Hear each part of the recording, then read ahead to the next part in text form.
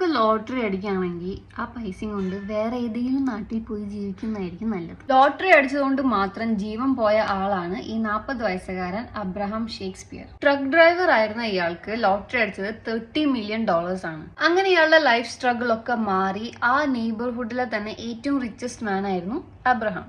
അങ്ങനെ ഇരിക്കുകയാണ് ഇയാളുടെ ഫ്രണ്ട്സ്, ഫാമിലി, നെയ്ബേഴ്സ്, സ്ട്രേഞ്ചേഴ്സ് എല്ലാവരും ഇയാളുടെ വീട്ടിൽ പോയിട്ട് പൈസ ചോദിച്ചുകൊണ്ടിരിക്കും. അബ്രഹാം നല്ല ജനറസ് ആയിട്ടുള്ള ആളായതുകൊണ്ട് ഇവനെല്ലാവർക്കും പൈസ കൊടുക്കും. $1 million ആണ് ഇയാൾ മറ്റുള്ളവർക്ക് വേണ്ടി ചെലവാക്കിയിട്ടുള്ളത്. അപ്പോഴാണ് അബ്രഹാമിന് തോന്നുന്നത് ഇങ്ങനെ ഇരുന്നാൽ ശരിയാവില്ല, ഫിനാൻസ് ഒക്കെ മാനേജ് ചെയ്യണമെന്ന്. അങ്ങനെ ഇരിക്കുകയാണ് 2008 അബ്രഹാം DD മോർ എന്ന സ്ത്രീയെ പരിചയപ്പെടുന്നത്. അവള് പറയും ഇതൊക്കെ മാനേജ് ചെയ്യാൻ, പൈസ ഒക്കെ പ്രൊട്ടക്ട് ചെയ്യാൻ അവൾക്ക് ഹെൽപ്പ് ചെയ്യാൻ പറ്റുമെന്നൊക്കെ. എന്നിട്ട് ഇയാളുടെ ബാങ്ക് അക്കൗണ്ട് ഡീറ്റെയിൽസ് ഒക്കെ ഇവള് വാങ്ങിച്ചെടുക്കും. അയാളുടെ $1 million ഹൗസും ഇവൾ ഒപ്പിട്ട് മേടിച്ചെടുക്കും. അങ്ങനെ 2009 ആയപ്പോ അബ്രഹാം ഷേക്സ്പിയറിനെ കാണാനില്ല. ഇൻവെസ്റ്റിഗേറ്റേഴ്സ് ആദ്യം ചെന്നത് DDയുടെ അടുത്തേക്കാണ്. DD പറയും അബ്രഹാം അതിന് മരിച്ചിട്ടില്ലാണ്. എന്നിട്ട് ഇവളുടെ ഫ്രണ്ട് ഗ്രെഗറിനെ കൊണ്ട് അബ്രഹാം ആണെന്ന പോലെ അബ്രഹാമിന്റെ ഫോണിൽ നിന്ന് അബ്രഹാമിന്റെ മദറിന് മെസ്സേജ് അയക്കും. എന്നിട്ട് പറയും ഞാൻ സേഫ് ആണ്, ഞാൻ എല്ലാവരും പൈസ ചോദിക്കുന്നത് കാരണം വേറൊരു സേഫ് ആയിട്ടുള്ള സ്ഥലത്തേക്ക് മാറി താമസിക്കാണ് എന്നൊക്കെ പറഞ്ഞ് ടെക്സ്റ്റ് ചെയ്യും. പക്ഷെ അവിടെയാണ് ട്വിസ്റ്റ്.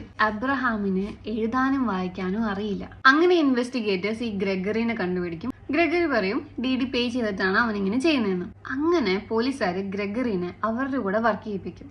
ഗ്രെഗറിക്ക് ഒരു ഹിഡൻ മൈക്ക് വെച്ചിട്ട് DDനോട് പോയി സംസാരിക്കാൻ പറയും. അങ്ങനെ DDനോട് പോയി സംസാരിച്ച് ഇവൻ കുറച്ച് ചോദ്യങ്ങളൊക്കെ ചോദിച്ച് മനസ്സിലാക്കും അബ്രഹാം മരിച്ചു.